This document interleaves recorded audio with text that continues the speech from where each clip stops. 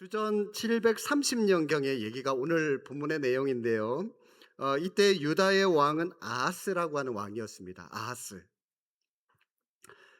이 사람은 20살에 왕이 되어서 20년 동안 남유다를 다스렸던 왕인데, 불행하게도 이 사람이 통치하는 기간 동안 온갖 악행을 저질러서 나라를 굉장히 어지럽게 만든 왕이었습니다.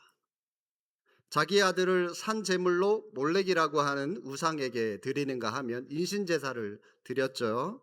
나라 전체를 우상 천지로 만든 왕이 바로 이 아하스라고 하는 왕이었습니다. 그래서 하나님은 이사야라고 하는 선지자를 통해서 이스라엘 백성들에게 내가 저 아하스를 패하고 새로운 왕을 세워줄 거다, 그런 약속에 대해서 예언의 말씀을 하고 있는 것이 바로 우리가 읽었던 이사야 32장의 말씀입니다. 그 왕이 바로 이 아하스 왕 뒤를 이어서 된 왕인데요. 굉장히 지혜롭고 현명하고 하나님을 잘 섬겼던 히스기야 왕입니다. 히스기야 왕. 여러분, 요 정도 왕은 남유다 또 북이스라엘 통틀어서 남쪽 북쪽 다 통틀어서 약 한 40여 명의 왕들이 있었는데, 이 히스기야 정도는 하나님을 굉장히 잘 섬긴 왕이기 때문에 요 정도의 이름은 여러분들이 좀 알아두시면 좋을 것 같습니다.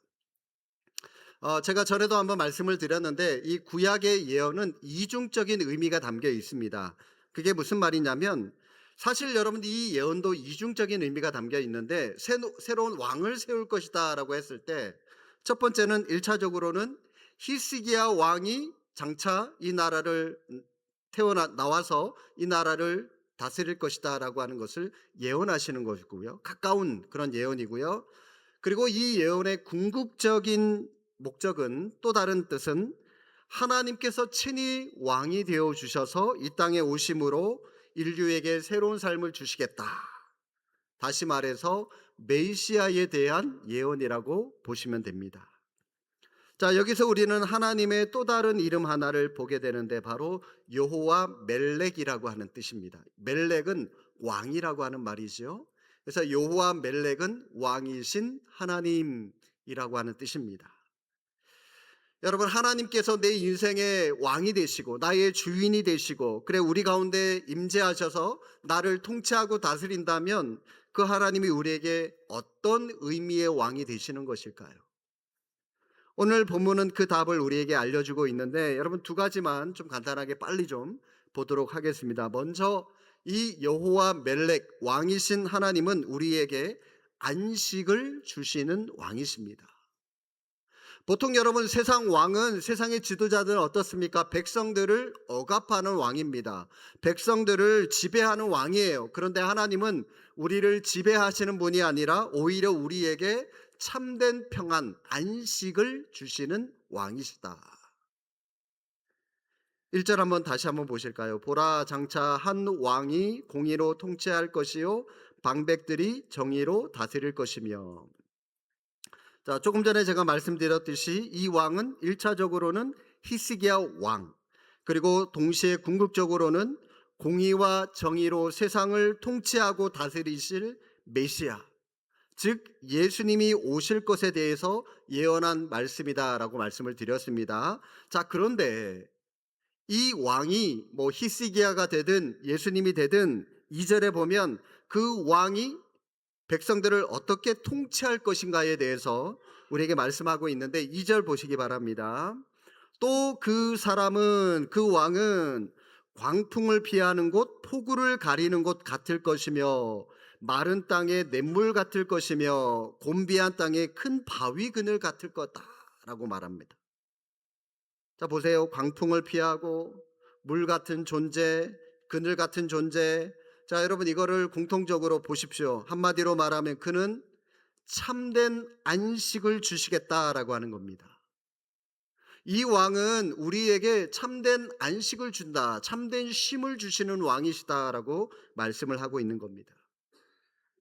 만약 여러분 우리 가운데 대통령이 온다면, 또 국회의원이 온다면, 여러분이 우리를, 이 백성들을 위해서 세운 그 지도자들, 리더들에게 여러분 한마디씩 말씀을 하라면, 대통령이나 국회의원에게 여러분 어떤 말씀 하시고 싶습니까? 아마 많은 국민들이 좀 마음 편히 살 수 있는 세상을 좀 만들어 주십시오. 그죠? 편하게 살 수 있게 해달라라고 하는 그런 요청, 아마 많은 분이 그렇게 말씀하지 않을까 생각이 듭니다. 자, 그런데 여러분, 여기 이 메시아의 통치를 약속하고 있는 말씀을 다시 한번 묵상해 보시면, 자, 첫 번째, 우리 하나님은 광풍과 폭우를 피할 수 있는 피난처가 되어 주시겠다라고 말씀을 합니다. 우리 인생을 한번 돌아보십시오. 얼마나 많은 예상할 수 없는 폭풍우가 우리를 기다리고 있습니까?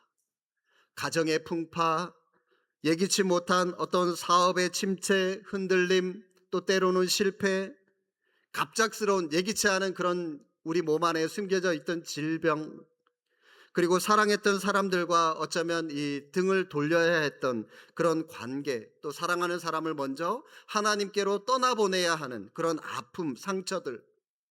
여러분, 이것이 인생의 광풍이고 폭풍이지 않습니까? 그런데 바로 하나님께서 이 모든 것들로부터 피할 수 있는 피난처가 되어 주시겠다, 약속의 말씀을 주시는 거고요. 그리고 두 번째 보십시오. 마른 땅의 냇물 같을 것이다 라고 말씀을 합니다. 하나님이 우리에게 이처럼 메말라 있는 광야와 같은 땅에 냇물과 같은 분이다 라고 말씀을 합니다. 마른 땅 가운데 쫄쫄쫄쫄 흘러가는 작은 냇물은 그 땅을 살리는 영양이고요, 생명입니다. 이처럼 하나님은 우리의 생명을 살리는 분이시다라고 말씀을 합니다. 자, 그리고 세 번째는요, 곤비한 땅에 큰 바위 그늘 같다라고 말씀을 합니다. 하나님이 바로 이처럼 큰 바위 그늘을 우리에게 쉼을 제공을 해준다. 사막에 내리쬐는 이 태양은 아마 이 살인적일 겁니다. 많은 사람들이 힘들어요. 그런데 그 사막길을 걸어 다니는 행인들에게 가끔 등장하는 이 큰 바위의 그늘 밑은 문자 그대로 생명을 살리는 안식처가 되는 거죠. 1700년도 후반에 살았던 영국의 목사님 가운데 어거스투스 톰 레이디, 이름이 참 어렵습니다. 외국 사람이라서. 이런 목사님이 계셨는데, 어느 날 이 목사님이 휴양지를 가던 중에 아주 울창한 계곡을 통과하다가 갑작스런 폭우와 광풍을 만나게 됩니다. 천둥, 내성이 울리고요, 비가 쏟아지기 시작을 했지만 피할 곳이 없었어요. 그런데 주변에 이렇게 둘러보니까 틈이 갈라진 큰 바위가 있는 겁니다. 그래서 그 목사님이 바위 틈으로 기어 들어가서 거기서 이제 소낙비가 지나가기를 기다리고 있는 거예요. 그때 갑자기 시상이 하나 떠올랐습니다. 주머니를 막 뒤적였어요. 그리고 떠오르는 시를 그 종이 뒤에다가 적었습니다. 그리고 집에 와서 곡을 붙여서 노래를 불렀는데, 그게 바로 찬송가 494장의 가사가 되었습니다. 1절 가사가 이렇죠. 만세 반성 열리니 내가 들어갑니다. 창의 허리 상하여 물과 피를 흘린 것 내게 효험되어서 정결하게 하소서.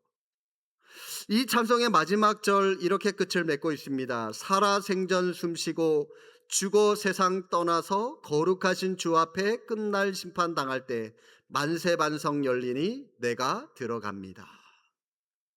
큰 바위 그늘 밑에서 하나님께서 자기에게 베풀어 주신 은혜를 생각하면서 이 시를 적은 겁니다. 영국의 유명한 알버트라고 하는 왕자는 자기가 죽어가는 침상에서 그 찬송을 불러달라라고 많은 성도들에게 요청을 했고요. 윌리엄 글래드스톤이라고 하는 영국의 수상을 지냈던 분도요, 그의 장례식에서 반드시 이 찬송가를 불러달라라고 요청을 했다고 합니다. 여러분이 쟁쟁하던 인생의 많은 권력자들이었지만, 그러나 그들의 마지막 죽음을 앞둔 자리에서 그들이 가지고 있었던 권력, 재물, 명예, 이런 것들은 죽음 앞에서 아무런 위로가 되질 못했습니다. 그들이 마지막에 붙들었던 것은 오직 예수님이었습니다. 예수님만이 자신의 마지막의 반석이요 위로요 소망입니다 라고 하는 그런 뜻에서 이 찬양을 불러주십시오 요청을 했던 겁니다. 여러분, 이 독일의 나치가 전 유럽을 지배하고 있었을 때에 유태인들을 숨겨줬다라고 하는 그 죄 때문에 감옥에 갇혀서 극심한 고통을 겪었던 네덜란드의 여인 코리텐 붐 여사가 있었습니다. 이분이 이제 나중에 다 해방되고 나서는 할머니의 연세가 되었을 무렵인데, 그녀는 감옥 안에서도 예수님께서 자신의 피난처가 되신다라고 하는 놀라운 위로를 본인 스스로가 경험을 하면서 다른 사람들에게도, 감옥 안에 있는 다른 사람들에게도 오히려 당당하게 위로의 메시지를 전해 주었다고 합니다. 감옥 안에 그녀는 종종 힘들어하는 사람들에게 이런 말로 권면했다고 합니다. 여러분, 우리가 기차를 타고 있다고 칩시다. 그런데 그 기차가 깜깜한 터널 속을 지나느라고 사방이 어두워졌다고 해서 여러분 무섭다고 해서 그 기차에서 다 뛰어내리시겠습니까? 아니지요? 그때도 우리는 믿어야 됩니다. 기관사를 믿어야 됩니다. 기관사가 나를 무사히 목적지까지 데려다 줄 것을 믿고 우리는 열차에 가만히 쉬는 것을 배워야 됩니다. 이렇게 권면을 했다고 합니다. 혹시 여러분 지금 이 내 인생이라고 하는 기차가 어둠의 터널을 통과하고 있는 그런 느낌을 가지고 계신 분이 계실지 모르겠습니다. 그렇다고 해서 여러분 이 기차에서 뛰어내릴 생각은 하지 마시고 조금만 참으십시오. 그리고 무엇보다도 기관사 대신 주님을 우리는 믿어야 되는 겁니다. 이 터널을 통과하도록, 그래서 우리를 목적지까지 안전하게 안내할 기관사는 바로 우리의 왕이신 하나님이십니다. 여러분, 이 믿음을 가지고 우리는 조용히 하나님의 일하심을 기대하며 또 그분 안에서, 은혜 안에서 안식할 줄 아는 것, 여러분, 이것이 우리가 주님 안에서 해야 할 일이라는 것이죠.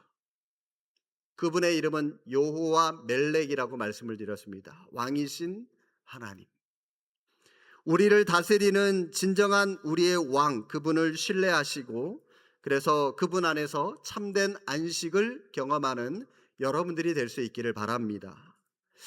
여러분, 왕이신 하나님은 우리에게 안식을 주실 뿐만이 아니라 또 우리에게 이왕이면 안정, 참된 평안까지도 주시는 왕이십니다. 인생을 살아가면서 제일 중요한 것, 쉼을 얻는 게 중요하죠. 안식을 얻는 것 중요하죠. 그러나 그에 못지않게 중요한 것이 있다면 안정입니다. 안정.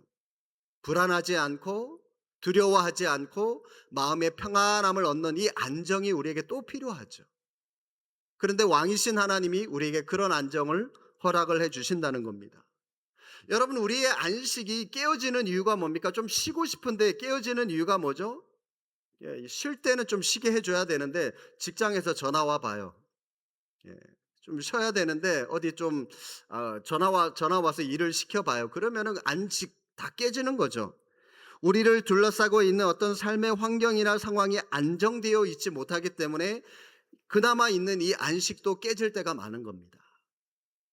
그래서 오늘 본문에서 이사야 선지자는 메시아이시면서 우리의 왕이 되시는 하나님이 우리에게 안정을 약속하시는 분이다라고 말씀을 합니다. 자, 여러분, 이사야 33장 한 장만 뒤로 가셔서 33장 20절 말씀 한번 보시겠습니다.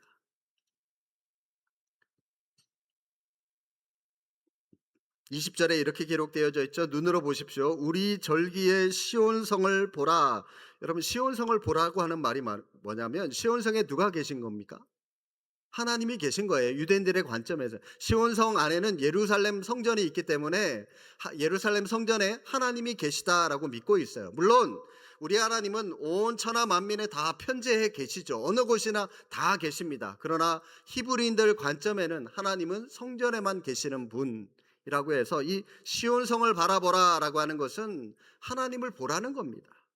자, 하나님을 봐라. 내 눈이 안정된 초소인 예루살렘을 보리니 그것을 옮겨지지 아니할 장막이라. 그 말뚝이 영영이 뽑히지 아니할 것이요 그 줄이 하나도 끊어지지 아니할 것이며 라고 말씀을 하는데, 자 보십시오. 예루살렘이 어떤 곳이라고요? 내 눈이 안정된 초소다라고 얘기를 합니다. 이 안정된 초소라고 하는 것은 안전한 장소라는 말이에요. 안전한 장소. 하나님이 계시니까. 하나님께서 우리에게 안정된 초소를 주시고 우리의 인생을 안전하게 해 주시겠다라고 하는 겁니다. 이 안전에 대한 욕구는 우리 인간이 가진 가장 기본적인 삶의 욕구라고 할 수 있죠. 이 아브라함 메슬로우라고 하는 이 1900년도에 미국에서 굉장히 유명했던 심리학자가 있는데, 이 심리학자는 사람이 가진 밑바탕에 있는 가장 중요하고 기본적인 욕구는 무엇보다도 신체적인 욕구다라고 주장을 했습니다. 사람은 그 욕구에 따라서 먹고 싶을 때 먹어야 돼요. 또 잠을 자야 할 때는 또 자야 됩니다. 이런 육체에 따른 기본적인 욕구가 채워져야 사람이 참된 기쁨을 누리고 즐거워할 수 있어요. 여러분, 잠도 못 자가지고 눈도 껌뻑껌뻑거리면서 비실비실 거리고 있는데 암만 맛있는 거 갖다 놔 봐요. 먹을 힘도 없어요. 잠이 더 중요하죠.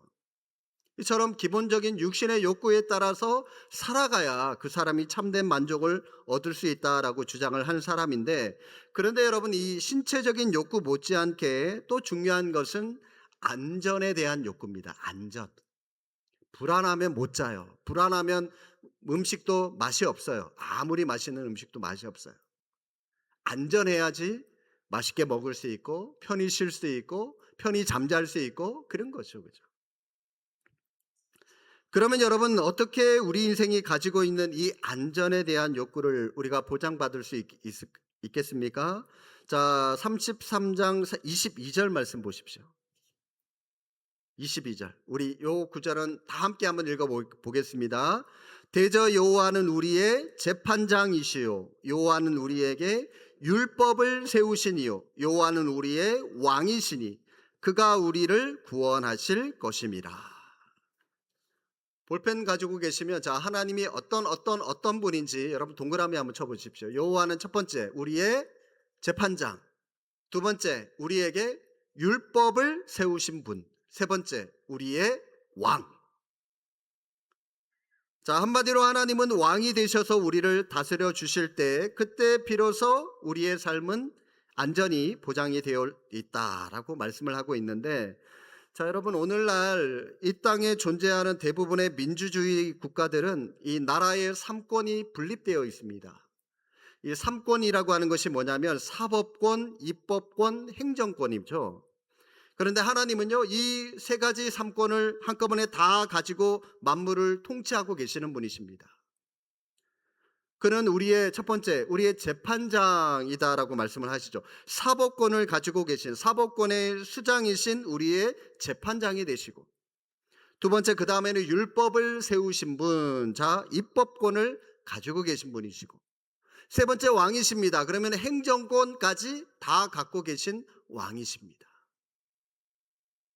민주주의 정부에서는요, 우리 인간이 만든 나라에서는 이 삼권이 분리되어 있는데, 그 이유가 뭐냐면 사람의 불안정 때문에 그렇습니다. 우리 인간은 오류를 저지를 수 있는 불안정함을 가지고 있는 인간이기 때문에 우리에게 주어진 이 힘, 권력이라고 하는 것 언제든지 악용할 수가 있기 때문입니다. 그래서 서로가 서로를 견제하고 불법을 저지르지 못하도록 서로 감독하기 위해서 이 삼권이 분립되어져 있는 건데, 그런데 하나님은 전지전능하신 하나님이시기 때문에 하나님께는 이 삼권의 분립이 될 필요가 없는 분이십니다.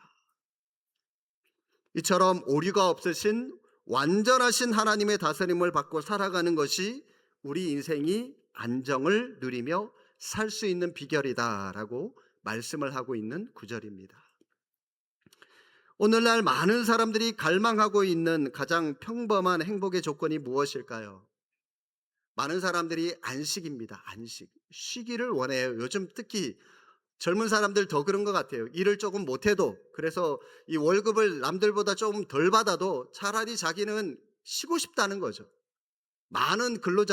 오늘날 많은 근로자들이 그렇게 반응을 합니다. 워라밸을 좀 누리기를 원하면서 살아가는 것 같아요. 그냥 그렇게 편히 쉬는 삶과 동시에 이왕이면 쉴 때도 안정된 삶을 살아가고 싶다라고 요청을 하는 것 같습니다. 그런데 여러분, 누가 우리에게 그런 안식과 안정된 인생을 가져다 주는 것입니까? 바로 왕이신 하나님, 여호와 멜렉, 그분이 우리에게 주시는 겁니다.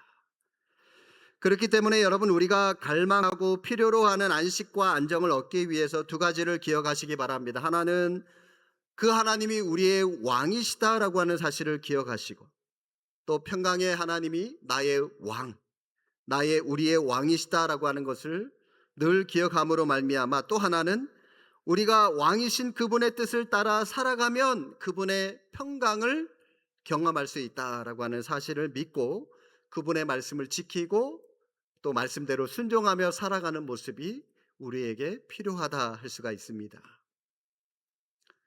여러분, 인생 가운데 폭풍우가 몰아칠 때, 또 폭우가 몰아칠 때, 만약 여러분 곁에서 함께 여러분을 위로해 줄 수 있는 친구, 또 그런 여러분들에게 힘이 되어 줄 수 있는 친구가 있다면 참으로 다행스러운 분이다라고 할 수가 있을 겁니다.